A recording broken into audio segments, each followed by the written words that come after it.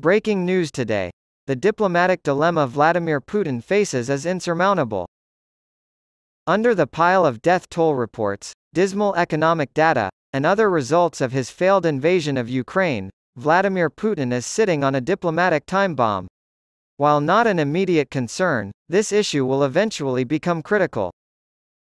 The leaders of Brazil, India, China, and, most importantly, Russia will gather in South Africa in August for the yearly BRICS summit. Putin has to make a choice about whether or not to show up. It's a tough call because either way could end in disaster. The Russian leader's pride and reputational damage are on one side of the scales. On the other side, he'll be free. Former British Prime Minister Gordon Brown sees the summit as a fork in the road for Putin, he writes today in The Guardian. Either Putin attends the BRICS summit, exposing his fear of arrest, or he doesn't attend, exposing his fear of arrest. A threshold will be reached regardless of the outcome, Mr. Brown says. It's impossible not to arrest him. Due to his role in the kidnapping and forcible deportation of Ukrainian children to Russia, the International Criminal Court, ICC, issued an arrest warrant for Putin in March. Prosecutor for the International Criminal Court, ICC, Karim Khan said at the time, "We must ensure that those responsible for alleged crimes are held accountable, and that children are returned to their families and communities. We cannot allow children to be treated as if they are the spoils of war," the official said, referring to the deportation of at least hundreds of children taken from orphanages and children's care homes. Reasonable grounds exist to believe that Mr. Putin bears individual criminal responsibility, the court ruled. Having a sitting head of state indicted is extremely unusual, but it does mean that Putin could be arrested in any country that has ratified the Rome Statute that establishes the International Criminal Court. One such nation is South Africa. In addition, it is a Russian ally because it has not spoken out against Russia's invasion of Ukraine or supported sanctions against Putin's government.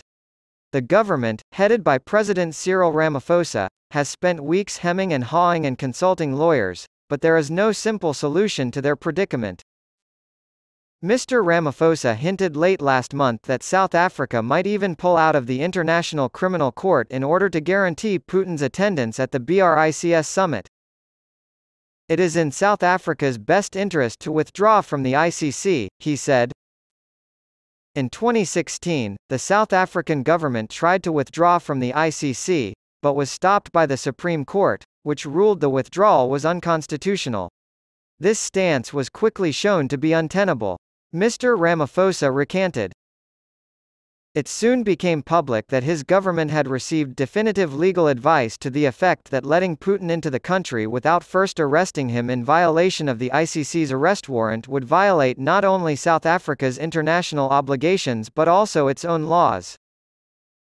Putin must be arrested. There is no other choice. A senior government official who had seen the legal advice told Britain's Sunday Times that they would have to arrest him if he came to the country. Now, South Africa is lobbying for Putin to make a video address from Moscow to the summit. Putin is expected to fly to Cape Town and attend in person, according to Russian officials, though official statements from Russia have been ambiguous. Of course, we will take part in the summit to be held in South Africa, Dmitry Peskov, a spokesman for the Kremlin, said in April. Naturally, we will clarify the South African position through our bilateral contacts with them first. Putin must now decide between going to South Africa and risking arrest or remaining in Russia and looking like a coward. That is not sufficient. More than 500,000 people have signed a petition demanding that South Africa arrest the Russian president, and Mr. Brown describes the month of August as a crisis point for the Russian leader. According to him, justice is closer than ever to being served. He writes that the timing of the campaign to apprehend Putin is crucial because Ukrainian forces are about to launch a spring offensive to retake control of the bridgehead to Crimea.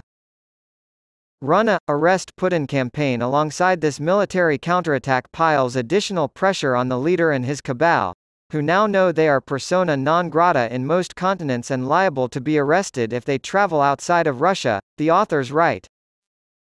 It could make Putin's generals think twice about obeying future orders to commit war crimes, as the Ukrainian Nobel Peace Laureate Oleksandra Matvichuk has argued. However, he believes that the current arrest warrant issued by the ICC is insufficient.